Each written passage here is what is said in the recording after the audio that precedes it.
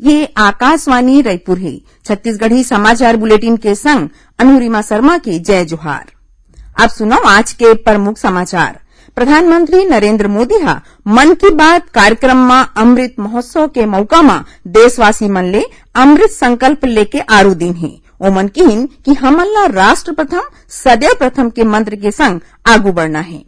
छत्तीसगढ़ विधानसभा के मानसून सत्र काली 26 जुलाई ले शुरू होही। 30 जुलाई तक चलैया इस सत्र के दौरान 5 ठीन बैठका होही। औ छत्तीसगढ़ माध्यमिक शिक्षा मंडल डहार ले होए हायर सेकेंडरी स्कूल सर्टिफिकेट के रिजल्ट आज निकालेगिस। 12वीं बोर्ड के परीक्षा में ए बखत 97.43% पढ़इया लइका मन उत्तीर्ण हुए हैं। देश भर में 18 बछर ले ज्यादा के जम्मो लोगन मन बर सरकारी केंद्र मन में मुफ्त में टीकाकरण अभियान चलाए जात हे। आप मन ले अपील है कि कोविड रोधी टीका जरूर लगवाओ। कोरोना महामारी बर कोनो किस्म के कोताही झन बरतो और ये सरल उपाय के पालन करो। मास्क लगाओ, 2 गज के सुरक्षित दूरी बनाए रखो, घेरी बेरी साबुन ले हाथ धोवाओ। लोगन मन ला कोरोना ले जुड़े जानकारी दे और उखर मार्गदर्शन बर राष्ट्रीय हेल्पलाइन नंबर हवे।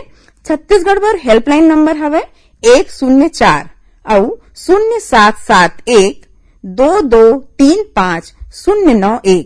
संगे संग राष्ट्रीय हेल्पलाइन नंबर हवे 1075। अब समाचार विस्तार ले। प्रधानमंत्री नरेंद्र मोदी हा अमृत महोत्सव के मौका में देशवासी मन ले अमृत संकल्प लेके आरो दिन है। आकाशवाणी ले मन की बात कार्यक्रम में श्री मोदी हा कहिन कि हमन ला राष्ट्र प्रथम सदैव प्रथम के मंत्र के संग आगू बढ़ना है। बापू के अगुवाई में भारत छोड़ो आंदोलन चले रहीस, वैसने आज हर एक देशवासी ला भारत जोड़ो आंदोलन के अगुवाई करना है। अवैया 15 अगस्त बारे में प्रधानमंत्री हकीन कि देश आजादी के 75वां बछर में जाही, जौना हमर मन बर बड़का सौभाग्य है। एला मनाए बर 12 मार्च ले बापू के साबरमती आश्रम ले अमृत महोत्सव शुरू होय हवे। ओमन यहू कहिन कि ये बछर 15 अगस्त ले राष्ट्रगान ले जुड़े एक ठीन आयोजन घलो होही। प्रधानमंत्री हकीन कि हमन इहे के काम ला समर्थन देवत रोजीना काम करत राष्ट्र निर्माण में योगदान दे सकत हन। ओमन लोगन मन ले बुनकर और शिल्पी यानी हुनरमंद मन के बनाए जिनिस ला बिसाए के अपील घलो करीन। श्री मोदी हा टोक्यो ओलंपिक के चर्चा करत देशवासी मन ले कहिन कि ओमन भारतीय दल के संगे उनकर उत्साह घलो बढ़ावे। प्रधानमंत्री हा कहिन कि काली 26 जुलाई के करगिल विजय दिवस हरे, जौना हमर सशस्त्र बल मन के बहादुरी और धीरज के ऐसन चिन्हारी हरे जेला जम्मो विश्व हा देखे हे।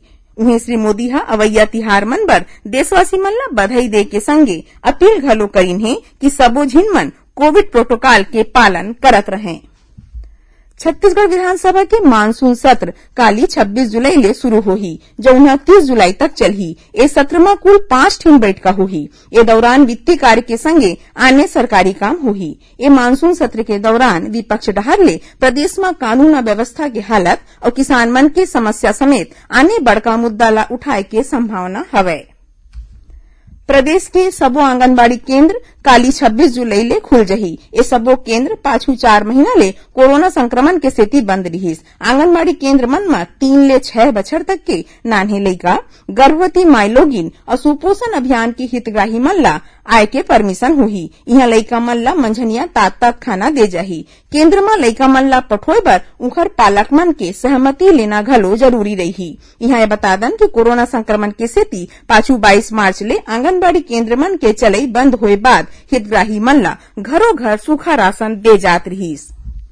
सुकमा जिला में आज सुरक्षा बल मन संग होए मुठभेड़ में एक झिन माओवादी मारे गे हे, जेकर लाश बरामद कर ले गे हे। जिला के पुलिस अधीक्षक सुनील शर्मा हा घटना बारे में बताई कि केंद्रीय रिजर्व पुलिस बल CRPF, special task force STF और डिस्ट्रिक्ट रिजर्व गार्ड डीआरजी के संग्रह टीम हा सर्चिंग पर निकले रहीस। तबे चिंतागुफा थाना क्षेत्र में आगुले घात लगाए बैठे माओवादी मन सुरक्षा बल मन ऊपर फायरिंग शुरू कर दीस। फिर जवान मन डहर ले होए जवाबी कार्रवाई में एक झिन माओवादी मारे गिस हे। छत्तीसगढ़ी समाचार बुलेटिन आप मन आकाशवाणी रायपुर ले सुनत हव।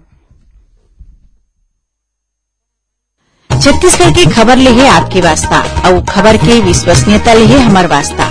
आकाशवाणी समाचार रायपुर के प्रादेशिक समाचार बुलेटिन के संगे संग हमार समसामयिक कार्यक्रम आप रेडियो के संग अपन मोबाइल में घलो सुन सकत हो। आकाशवाणी समाचार फेसबुक, ट्विटर और यूट्यूब में घलो हावय। हमार फेसबुक पेज हरे Chhattisgarh news on AIR, Twitter handle CGAIR news और हमार यूट्यूब चैनल हरे छत्तीसगढ़ AIR न्यूज। तो अब रेडियो के संगे संग आपके मोबाइल के माध्यम ले हम आप तक पहुंचत हैं। छत्तीसगढ़ की हर खबर पर सुनत रहो आकाशवाणी समाचार। अब आगू बढ़बो बाँचे समाचार डहार। छत्तीसगढ़ माध्यमिक शिक्षा मंडल डहार ले होए हायर सेकेंडरी स्कूल सर्टिफिकेट के रिजल्ट आज निकालेगी। 12वीं बोर्ड के परीक्षा में ए बखत 97.43% पढ़इया लइका मन उत्तीर्ण हुए हैं, जेमा 98.6% नोनी और 96.69% बाबू हवे। स्कूल शिक्षा मंत्री डॉक्टर प्रेम साय सिंह टेकाम आज वीडियो कॉन्फ्रेंसिंग के जरिया ले परीक्षा परिणाम निकालिन। ए बछर 12वीं के परीक्षा में 2,86,000 ले ज्यादा लइका मन शामिल होए रहिन। एमाले 2,402 पढ़इया लइका मन के रिजल्ट अपात्र होए के सेती निरस्त करेगी। उन्हें 341 लइका मन के रिजल्ट बाद में घोषित करे जाही। उन्हें मंडल डहार ले होए हायर सेकेंडरी व्यावसायिक परीक्षा के रिजल्ट घलो घोषित करेगी, जेमा सब्बो लइका मन उत्तीर्ण हवे। फेरे बछर कोरोना संक्रमण के सेती लइका मन परीक्षा अपन घरे ले दे रहिन। एखर सेती मंडल डहार ले अभी मेरिट लिस्ट नहीं निकाले के निर्णय ले गे हवे। राज्यपाल अनुसुईया उइके, मुख्यमंत्री भूपेश बघेल और स्कूल शिक्षा मंत्री डॉक्टर प्रेम साय सिंह टेकाम उत्तीर्ण परीक्षार्थी मन ला बधाई और शुभकामना दीन है। प्रदेश में मलेरिया मुक्त छत्तीसगढ़ अभियान चलाए जाथे। एखर चलत स्वास्थ्य विभाग के टीम अब तक ले 3,16,000 घर मन में जाके 14,30,000 मनखे के मलेरिया जांच करे हवे। ए दौरान पॉजिटिव पाए गे 9,300 ले ज्यादा मरीज मन के मौकज में इलाज शुरू करेगी। बस्तर संभाग के सबो जिला में ए अभियान के चौथा चरण बीते 15 जून ले शुरू हो गए हवे। राष्ट्रीय स्वास्थ्य मिशन के संचालक डॉक्टर प्रियंका शुक्ला बताइन कि ए जिला मन में अब तक ले 10 लाख ले ज्यादा मनखे के मलेरिया जांच करेगे है। प्रदेश में अनुसूचित जाति, अनुसूचित जनजाति और अन्य पिछड़ा वर्ग के फर्जी या फिर गलत सर्टिफिकेट के आधार ले नियुक्ति लेवैया सरकारी नौकरी वाले मन के सर्विस ला तुरते खत्म करे जाही। ए बारे में सबो विभाग मन ला परिपत्र पठो देगे है। गरियाबंद जिला में पुलिस 204 नग हीरा के संग एक झिन आरोपी ला गिरफ्तार करे है। जब्त हीरा के कीमत करीबन 22 लाख रुपया बताए जाथे। जिला के पुलिस अधीक्षक पारुल माथुर बताइन कि आरोपी मैनपुर थाना क्षेत्र के बरदुला गांव में हीरा बेचे के फिराक में रही से। प्रदेश में अवैया 24 घंटा के दौरान कतकोन जगह में थोरकुन ले ज्यादा वर्षा होए या फिर गरज चमक के संगे बूंदाबांदी हो सकत है। मौसम विभाग के मुताबिक एक ठिन द्रोणिका बीकानेर, अजमेर और निम्न दाब के क्षेत्र डाल्टनगंज, जमशेदपुर, त्रिपुरा और मध्य प्रदेश के उत्तरी भाग में बने हवे, जेखर पायले प्रदेश में बादर और वर्षा असन होवत है। अब थोरकुन समाचार सारमा। मुख्यमंत्री भूपेश बघेल आज छत्तीसगढ़ योग आयोग के अध्यक्ष और सदस्य मन के कार्यभार ग्रहण समारोह में वर्चुअल रूप में शामिल हुई। ए मौका में ओमन आयोग के अध्यक्ष ज्ञानेश शर्मा और सदस्य मन ला अपन बधाई और शुभकामना दीन। छत्तीसगढ़ लोक सेवा आयोग डहार ले राज्य मुख्य परीक्षा 2020 काली ले शुरू होके 29 जुलाई तक चलही। ए परीक्षा 2 पाली में होही।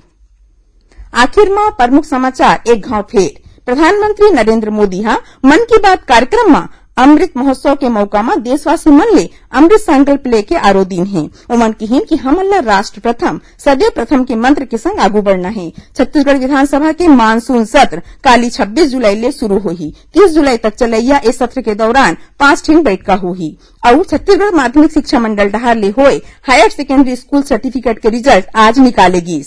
12वीं बोर्ड के परीक्षा में ए बखत 97.43% पढ़इया लइका मन उत्तीर्ण हुए हैं। एक संग छत्तीसगढ़ी समाचार बुलेटिन यही सिरावत है। जय जोहार।